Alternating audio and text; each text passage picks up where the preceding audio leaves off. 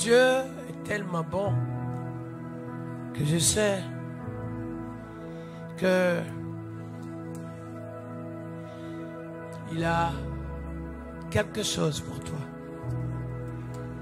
Il y a quelque chose qu'il veut accomplir dans ta vie. Le Seigneur a besoin que ta vie soit une vie de témoignage. Une vie où il te conduit dans des verts pâturages. Où il te conduit dans un élan de son œuvre d'impactation. Juste diminuer un tout petit peu la musique. Oui, une vie où lui seul peut relever les défis qui sont devant toi. Les gens peuvent vous aider, mais ils ne peuvent pas prendre votre place. Les gens peuvent vous comprendre, mais ils ne peuvent pas souffrir à votre place. C'est pour ça qu'il n'y a que Jésus seul qui puisse décharger nos fardeaux, nous libérer, nous délivrer. Et c'est pour ça que j'aimerais que vous preniez vos Bibles avec moi. Ici, nous allons voir dans le livre de Luc.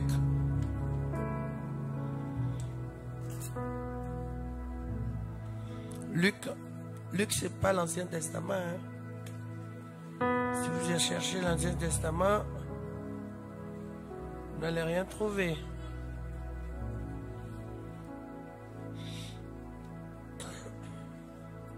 Le livre de Luc, chapitre 10.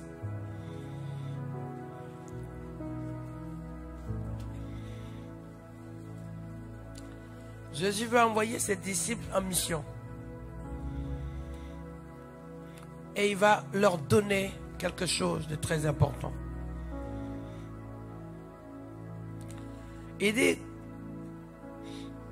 la moisson est grande. Quand on parle ici de la moisson, en fait c'est la mission. Dieu attend de faire de grandes choses avec nous. Il y a beaucoup de gens qui souffrent. C'est vrai qu'on peut faire l'analyse de notre société actuelle entre ce qui se passe avec les guerres, les tensions. Mais le verset 19 nous dit quelque chose de précis. Voici, je vous ai donné le pouvoir. Je vous ai donné la possibilité. Si voilà, vous avez le verset. Voilà, merci. Il dit, on peut le lire ensemble si vous avez trouvé le verset. 1, 2, 3, allons-y. Voici, je vous ai donné le pouvoir de marcher sur les serpents, le scorpion et sur toute la puissance de l'ennemi, et rien ne pourra vous nuire. Quand on regarde bien ce verset, on comprend trois choses dedans. La première, Jésus dit, il y a la mission, la moisson est grande. On sait très bien ce que c'est qu'une moisson, ce que c'est qu'une mission. On aspire tous à faire cette mission. Et on aimerait faire quelque chose d'être utile dans la vie. Et par moments, on est conscient que si on est encore vivant aujourd'hui, et si on existe, si on est né, c'est qu'on a un appel ou une mission, on a une tâche à accomplir. Ça, si tu ne le sais pas, je sais que on va t'aider à le comprendre. Peut-être aussi tu vas le découvrir. Mais la première mission, tu vas te rendre compte que il y a l'étape de ta famille, il y a l'étape de ton adolescence, il y a ce que les parents veulent avoir, qui ont décidé, leur souhait, c'est avoir un enfant. Et quand tu nais, tu découvres la vie, et après tu te rends compte que tu as ta place. Et plus tard, la société a besoin de toi. Et du coup, tu travailles en entreprise. Et à la fin de tout ça, du travail, tu prends ta retraite et tu te retrouves encore dans une petite vie à toi. C'est le parcours de la vie. Mais quand on sait qu'on a la mission, c'est bien. Mais comment faire cette mission? C'est ça qui est difficile. Comment faire cette mission? Comment réussir cette mission? Si les gens ont besoin de toi, ils te donneront tout. Les gens te donneront tout ce qu'il faut pour que tu fasses ta mission. Si l'ONU a besoin de toi, il te mandate. Si la ville a besoin de toi, on te mandate. Si l'armée a besoin de toi, alors on t'équipe, Et en fait, c'est même pas toi, mais tu es le produit ou le sujet, ou par définition, tu es une personne, désormais, mais représentant de cette armée-là. Si c'est le pays, si c'est la France, si c'est les États-Unis, si c'est la Chine, et j'en passe. Et tu portes la couleur, même si tu es faible, tu appartiens à l'armée. Et même si tu apprends, même si tu es la secrétaire, tu es dans la commune, tu travailles pour la ville. Et même si tu es conseiller financier, tu travailles pour la banque. Et à cette couleur-là, la grandeur et la force et la capacité, la richesse de la banque, tu la représentes. On peut dire avec moi amen. Mais quand tu es un enfant de Dieu et que Dieu t'appelle dans la mission, comment tu vas? En fait, on commet une erreur simple. On a envie d'aller avec notre cœur. Oui, on a envie d'aller avec notre passion. C'est juste. On a même envie d'aller avec notre amour. Ça aussi, c'est juste. Mais le Seigneur dit à Gédéon, quand il dit va avec la force que tu as, ça veut dire prends l'initiative de te lever. Et le reste, c'est moi qui accomplis. Prends l'initiative de dire, Seigneur, c'est sur toi que je compte. Parce que je n'en ai pas. Quand lui, tu es seul, lui seul. Gédéon est seul. Et les Philistins, c'est pas n'importe qui. Et il n'y a pas que seulement les Philistins. Il y avait Baal aussi, toute sa domination. Mais aussi, les Philistins, avant de ce qu'on appelle les Philistins plus tard. Mais la première forme de ces Philistins qui sont manifestés, c'était d'abord les Madianites. Et les Madianites étaient plus forts parce qu'ils avaient la combinaison de la force des sauterelles, la force de la ruine, la force pour casser, la force pour détruire, la force pour déstabiliser, la force pour voler. Les Philistins ne faisaient pas. Les Philistins étaient tous ceux seulement de la génération de Goliath. Ils venaient tout casser. Mais les Madianites, par la définition même du mot Madian, en français, le Madian, il ne travaille pas, il prend tout ce que tu as. Le Madian, c'est ça. Les Madianites qu'on appelle Madian, c'est les Madians aussi. Hein. Ils sont là, ils cherchent à prendre un peu de ce que tu as. Ou à tout prendre de ce que tu as. Donc face à ça, je dis, on ne peut pas tenir. Donc quand Dieu lui dit, va avec la force que tu as, en bon français, dans la traduction biblique, grecque ou même hébreu, ça voulait dire, lève-toi avec la vision de Dieu. La vision de Dieu est devant toi, le focus de Dieu est devant toi, tu te lèves, tu dis oui Seigneur, je t'obéis, et le reste Dieu ouvre les portes. C'est pour ça qu'il dit ici, je vous ai donné le pouvoir. Si tu n'as pas le pouvoir de Dieu, tu ne peux pas entrer dans ce combat.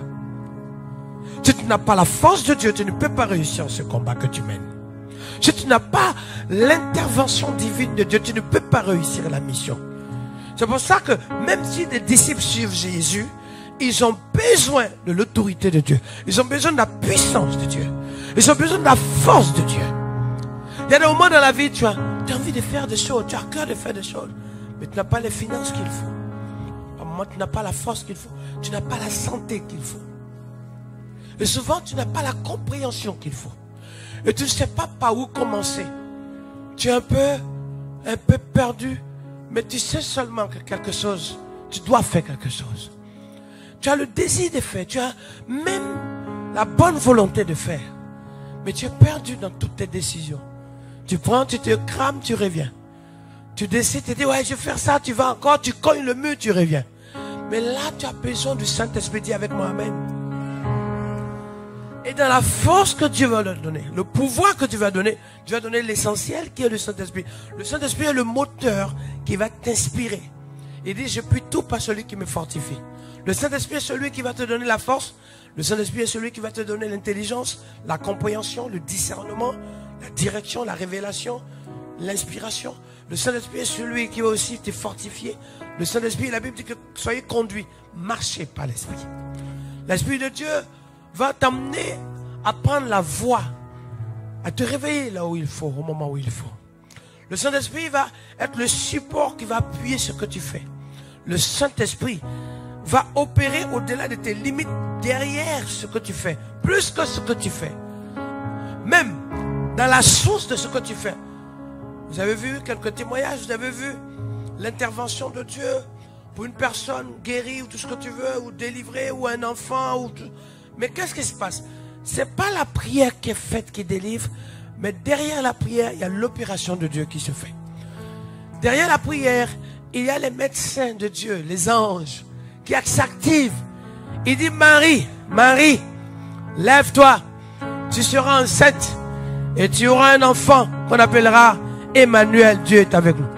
C'est-à-dire que cet Emmanuel, pendant que tu couchais, pendant que tu ne vis même pas avec un homme, pendant que tu ne vis pas maritalement, mais dans la divinité de Dieu, dans la puissance de Dieu, dans la capacité de Dieu, ça dépasse l'imagination. Ça vient créer un choc avec le moral, la logique, la culture. Ça veut créer, bousculer au fond. Et à un moment donné, ça vient tellement bousculer qu'on est travaillé. La Bible dit que Jésus prend la salive avec de la boue, il applique sur les yeux de l'aveugle. Aujourd'hui, si j'ai fait ça ce matin, on va dire, ah oui, il est venu donner des complications à la vue de quelqu'un. Il a empêché de voir, c'est pas clair. Un médecin n'empire pas les choses, mais il nettoie, il aide. Et si Dieu est plus grand que le médecin, il aurait pu nettoyer plutôt que de mettre de la boue. Et d'autres vont commencer à chercher. Peut-être que derrière la boue, il y avait peut-être un effet un peu curatif caché. Peut-être il y avait un truc synthétique. Il y avait tout un truc réactif chimique. Peut-être que... Parce qu'on va essayer de comprendre. Parce qu'une boue ne guérit pas des yeux. Même si aujourd'hui un peu, on met des concombres pour nettoyer les concombres. On met un peu la boue, je ne sais pas quoi, de quelle terre un peu. Et on met quelques matières un peu grasses, argile. Voilà pour...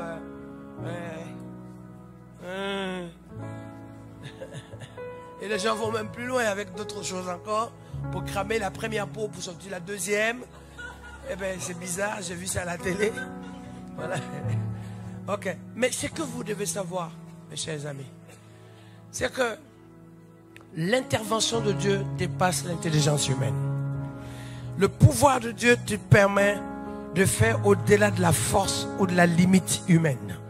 C'est le pouvoir de Dieu qui va te faire déborder pour que tu agisses dans la dimension de la gloire de Dieu. Et si tu le crois, dis Amen avec moi. Et c'est pour ça, c'est important. C'est important que vous compreniez comment Dieu agit, comment Dieu manifeste sa grâce. On s'est dit, mais ces disciples étaient des gens normaux comme nous. Mais ils avaient quelque chose que Christ leur a donné.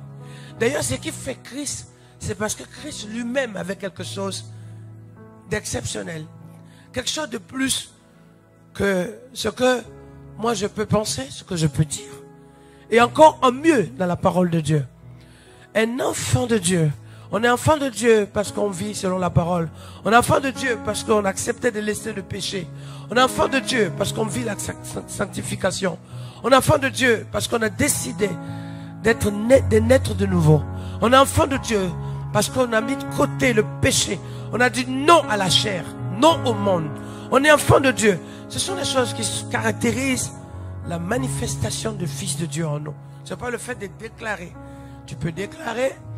La déclaration n'est pas t'impliquer puisque après la déclaration, c'est ceux qui entendent, qui comprennent que tu parles. Et ceux vers qui tu parles, pour qui tu parles, souvent même appliquent les choses plus que toi qui parles.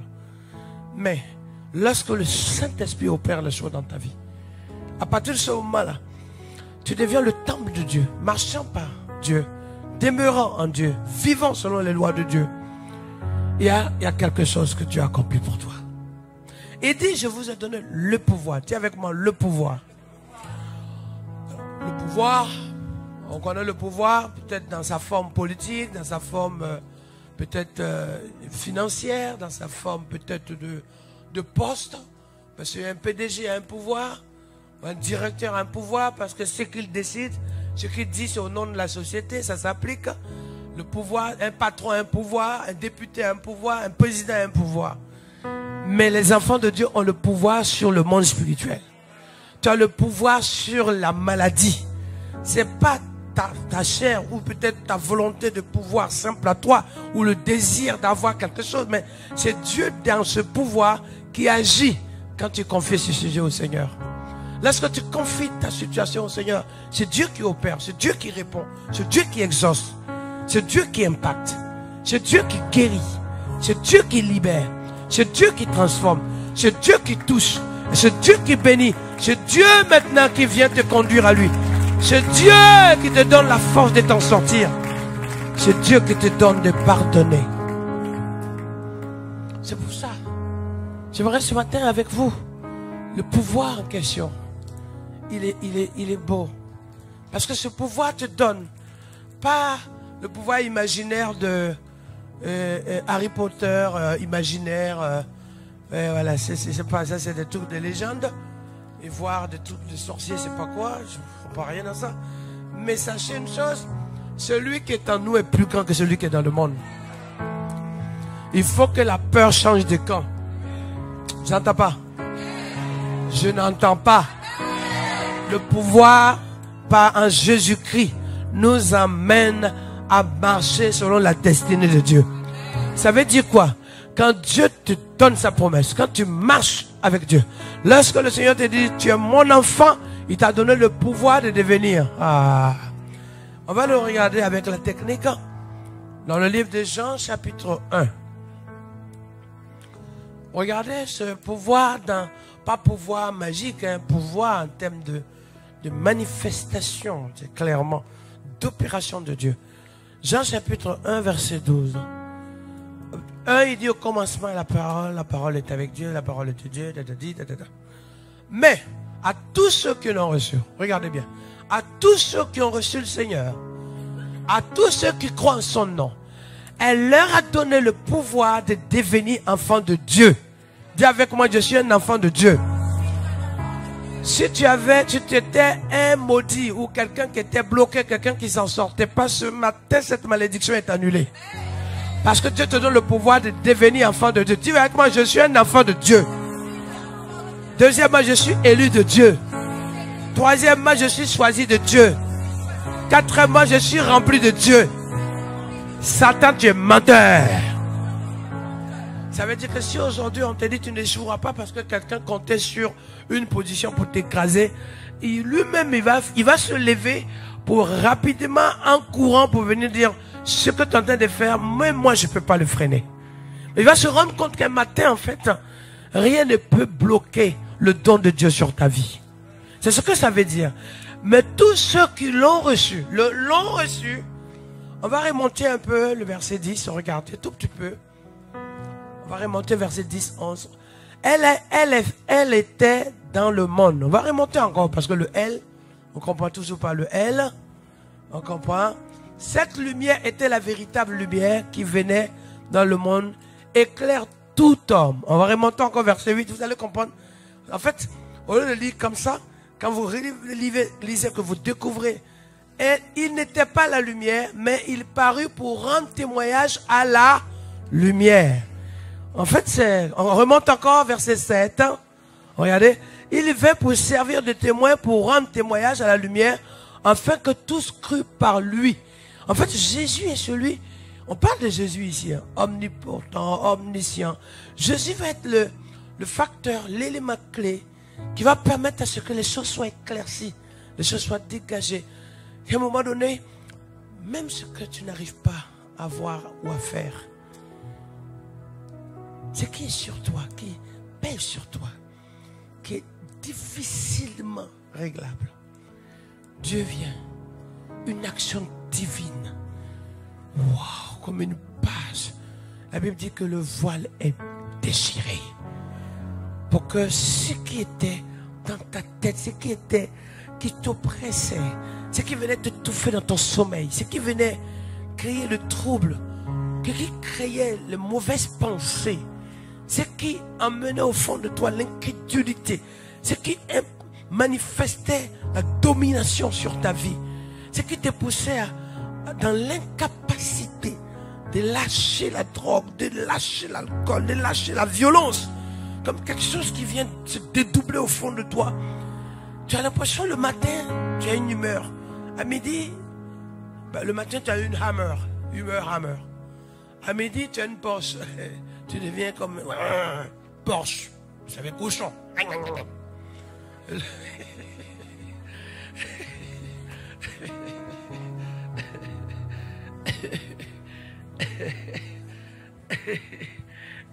Et le soir, tu es quelqu'un qui est comme calme, mais aussi comme un serpent qui est capable de passer dans tous les sens avec des choses que tu dis, que tu ne dis jamais, avec plusieurs voix, plusieurs manifestations, plusieurs...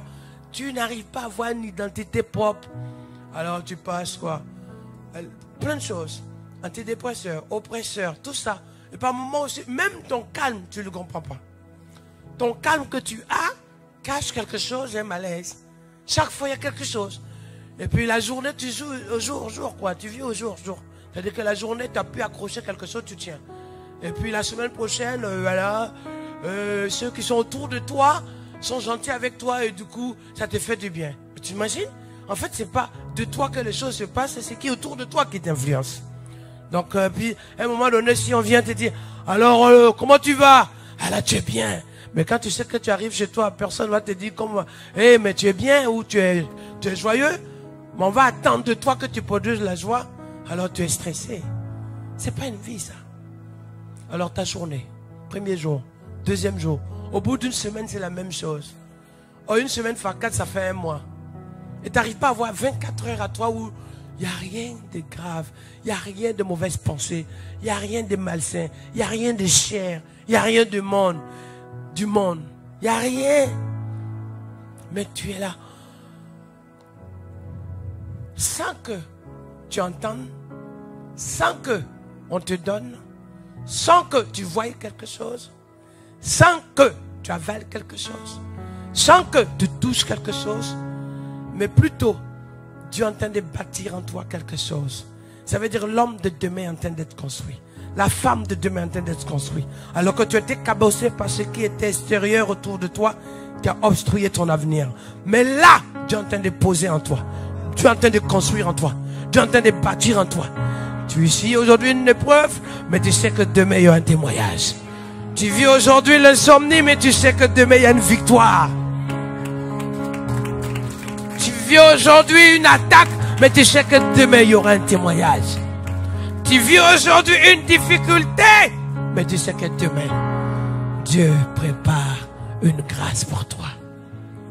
Tu vis aujourd'hui un flou total, mais tu sais que la pluie de l'arrière-saison arrive demain.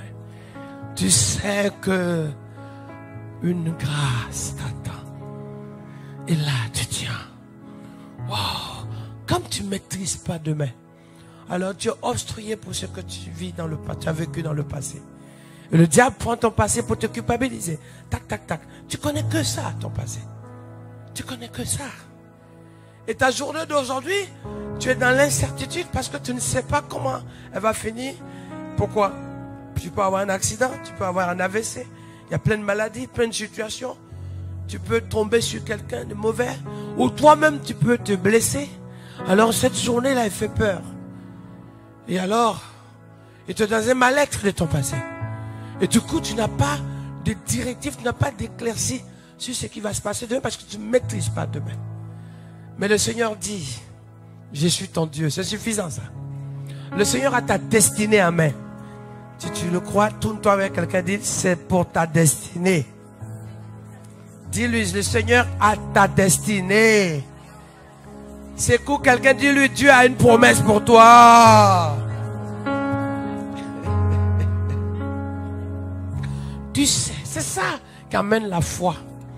La foi va commencer à naître là. Il faut que, je pense que La foi, c'est pas le fait de dire qu'on croit en Dieu.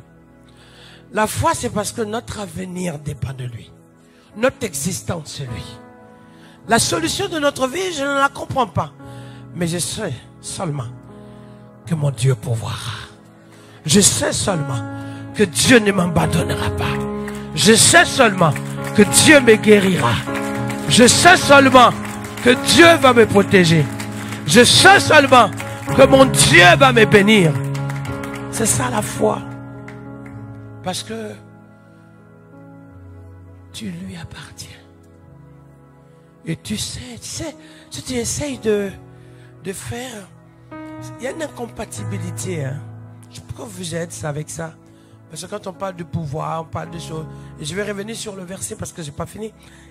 Quand on parle de l'intervention de Dieu en ce qui concerne le pouvoir de Dieu de créer les choses. Revenons au verset 12. Il dit, verset 12 et 13. Mais à tous ceux qui l'ont reçu, on va le lire ensemble. Mais à tous ceux qui l'ont reçu, à ceux qui croient en son nom, elle a donné le pouvoir de devenir enfants de Dieu. C'est pas fini.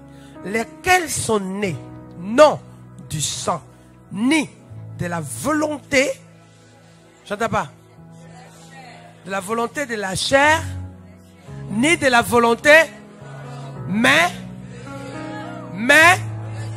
le pouvoir que Dieu t'a donné d'être dépasse le fait seulement qu'un parent ou des parents désirent avoir un enfant. Dans ce désir d'avoir un enfant, plus tard, tu découvres que par-dessus tout, la volonté de Dieu s'active le jour où tu le rencontres. Et que tout ce que tu as vécu jusqu'à aujourd'hui dans les épreuves et les difficultés, c'était en fait en réalité une manœuvre pour t'empêcher d'aller à l'autre bord pour Dieu. Ça veut dire, en bon français, ça veut dire ce que tu vis aujourd'hui est une chose. Mais dans ce que tu vis,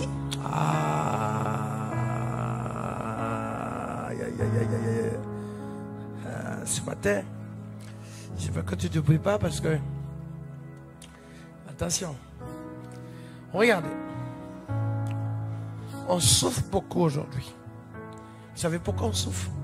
On souffre beaucoup aujourd'hui parce que ce qu'on a déjà vécu dans notre parcours jusqu'à maintenant a été soit chaotique, soit nous a mis mal à l'aise, nous a fait souffrir, nous a fait du mal, nous a contraints, nous a blessés. Et c'est normal. C'est normal. Mais je vais vous dire un mieux. Je vais vous dire un mieux. Si tu regardes, tu t'assois en tant qu'enfant de Dieu et que le processus de l'action du Saint-Esprit ne s'est pas manifesté dans ta vie, alors ce que je viens de dire sur tout ce parcours-là, tous les jours tu seras en lutte avec ça. Mais lorsque tu commences à marcher dans les choses de l'Esprit, tu vas voir autre chose. Pourquoi? Jésus a été crucifié. C'est dur la croix à Golgotha. Oui, la crucifixion est terrible. Mais non. C'est la crucifixion qui a fait que nous sommes enfants de Dieu aujourd'hui. C'est la crucifixion qui a permis, c'est pour ça que la Bible dit dans le livre de 1 Corinthiens chapitre 1, verset 18. En effet, vous voyez le verset est simple, hein? En effet. On peut le voir là? C'est possible. En effet, la prédication de la croix est une folie pour ceux qui périssent. Mais pour nous qui sommes sauvés, demandez aux jeunes couples là qui ont le bébé. Le jour où on a prié, ça pleurait. Et la veille de la prière, elle venait de faire une fausse couche encore. Elle était en souffrance. Mais voyez là aujourd'hui en train de témoigner, rayonnant. Comment un bébé encore est là. Oh, merci Seigneur. Ça veut dire, avant la manifestation, c'est une galère. Après la manifestation, à partir de ta galère, c'est un témoignage. Et il est temps. Il est temps. Il est temps que ce que tu vivais soit transformé en témoignage et en victoire. Il est temps. Alléluia. Il est temps. Quand tu ne vois pas de résultats, alors tu souffres pour ton passé. Quand tu ne vois pas de miracle, tu souffres pour ta maladie. Quand tu ne vois pas de victoire, tu souffres pour l'échec que tu traverses. Mais lorsque le Seigneur te donne la victoire, le Seigneur te transforme, alors ce que tu vivais en souffrance devient un témoignage. Acclame-le!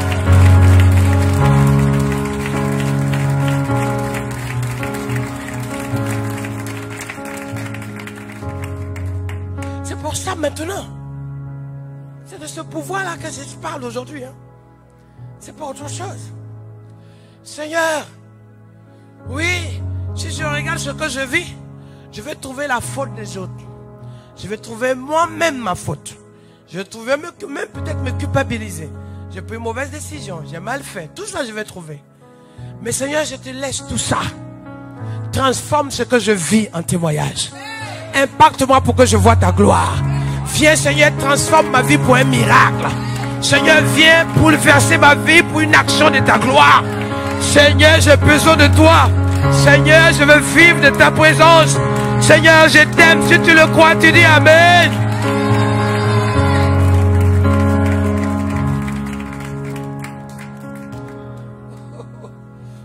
Oh my God. C'est ça. C'est ce pouvoir-là aujourd'hui. Dieu seul est capable de faire ça. Dieu seul.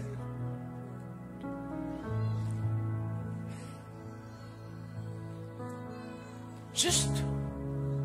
Il y a une sœur qui a chanté tout à l'heure au micro, tout à l'heure ici. Laura. Je ne la connaissais pas. En janvier, ou je ne sais plus, en décembre ou en janvier. Je ne sais plus exactement, décembre ou janvier 2025, janvier. Une fille en souffrance. Et on prie, je commence à chasser l'esprit. Et je vois qu'il y a quelque chose qui est en train de noyer sa vie. Et ce que je vois seulement, je vois une personne en délivrance. Et une action de Dieu se produit là. Une fois, deux fois. Et une fois qu'elle était libérée, je lui dis, tiens le micro, rends grâce à Dieu. Et elle dit merci à Dieu et rend grâce à Dieu. Je dis, chante un chant pour dire merci à Dieu. Elle commence à chanter, on découvre là que c'est une fille que Dieu a appelée à chanter. C'est tout. Ouais, elle est là. Donc en fait son histoire c'est ça. C'est que Dieu vient enlever. Et en fait ce qui se passe c'est quoi? C'est que quelque part, heureusement que ça s'est passé. Parce qu'elle pouvait chanter pour les gens, elle pouvait aider les gens, sauf elle-même. Elle pouvait, on peut lui dire, est-ce que tu peux rendre service à tel ou un anniversaire? Je ne sais pas, c'est moi qui donne cet exemple parce que je n'étais pas avec elle. Mais elle-même, surtout je vois une personne en détresse, en urgence absolue au nom de Jésus sur le plan spirituel. Et une fois qu'elle était libérée là, puis le micro, tout le monde était assis, on peut regarder qu'est-ce qu'elle allait dire. Il y a un qui disait, oh merci Seigneur. L'autre qui disait, je vais chanter. J'ai dit, bon, chante un chant. Et d'autres qui disaient, non, je veux rendre grâce à Dieu. Amen. Tout le monde applaudissait, chacun. Mais c'est ça en fait, quelque part. C'est le monde dans lequel tu es. La vie d'aujourd'hui comme on est. C'est simple. Soit tu es poursuivi par tout ce qui est derrière toi qui est en train de t'assombrir et t'amener en arrière. Soit tu te lèves pour ce qui est en train d'arriver qui t'aspire en avant. Mais Dieu a le pouvoir de changer ce qui veut t'amener en arrière à quelque chose qui va t'amener en avant pour la gloire de Dieu. Et Dieu veut te pousser en avant. Dieu veut te pousser à sa grâce. Dieu veut te libérer des chaînes du péché et de culpabilité. Parce que la plupart de nos décisions sont orientées par trois choses. Ce qu'on vit nous fait peur. Parce qu'on a déjà ressenti. On n'est pas à l'aise. Et du coup, ça nous perturbe. Du coup, on a peur. Du coup, on se renferme. Ou après, le médecin vient te dire, de toute façon, voilà, il n'y a plus rien à faire. Et ils ont eu ça. On leur a dit, bah, de toute façon, c'était la dernière fois, ben, c'est fini. Il n'y a plus d'espoir. Alors, en disant il n'y a plus d'espoir, eh bien c'est gentil. Merci Paolo. Oh, obrigado Paolo. Donc, mais c'est ça. On va te dire ça et tu te dis ok. Bon, de toute façon, tu te calmes. Tu gardes ton calme. Tu restes là, c'est fichu pour toi. Tu dis non. Fais comme Anne. Elle va à Gethsémane. Autrement dit, pardon, à Silo. C'est Jésus qui a Gethsémane. À Silo. Et elle va commencer à prier. Je ne veux pas partir d'ici sans que quelque chose ne se passe dans ma vie. C'est ça en fait. Ce matin, tu es là et tu vas partir avec quelque chose. Je ne pars pas d'ici sans qu'il y ait une action de Dieu dans ma vie. Si tu le crois, tu dis Amen. Je ne pars pas d'ici c'est pour moi. C'est ma journée. C'est mon rendez-vous. Je sais que Dieu va pas m'oublier. Dieu va m'exaucer. Et par-dessus l'exaucement, Dieu a un plan plus grand que ce que j'attends. Je ne pars pas d'ici sans ma bénédiction. Dis avec moi, Amen. Non, 3 fois. Amen. Amen. Amen. Amen. Encore. Amen. Amen. Plus fort. Je ne pars pas d'ici sans. Quand je pars d'ici, quelque chose doit se passer.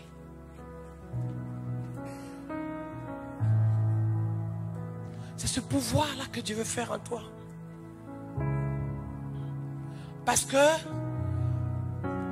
en fait, quelque part, je vais vous dire quelque chose encore qui peut même choquer. On a même l'impression qu'on a enseigné à l'église, qu'on prie pour les gens, ou qu'on va à l'église pour avoir le moral pour tenir et supporter les épreuves. On a même l'impression qu'on est enfant de Dieu pour qu'on puisse dire, ah non, tiens, ça va aller, t'inquiète pas, et vraiment, courage. Mais en fait, c'est ce qui s'est passé avec Job. Non, oui, c'est vrai, tu as perdu beaucoup de choses, tu as eu les plaies, tu as perdu tes enfants. Ah oui, tu comprends, c'est pas facile, tu as mal dormi, mais ne t'inquiète pas, on est avec toi. C'est pas ne t'inquiète pas, Dieu va faire. Mais faire quoi? Mais Dieu va faire de sorte que tu puisses avoir la force pour tenir le coup. C'est ça qu'on a l'habitude de dire. C'est juste aussi, hein? Je suis d'accord avec ça. Mais ce n'est pas mon modèle de foi, ça. Non, non. Non. Si c'est ça, mais je ne comprends pas pourquoi l'église était quelque part un lieu de consolation. On console. Oh. Voilà. On dit que quelqu'un a perdu, a eu un deuil dans sa famille.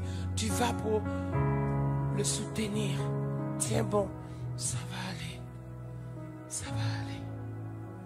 Ça va passer. Dans le français pur qu'on comprend, quand on dit ça va passer. D'ici 3 mois, tu vas oublier.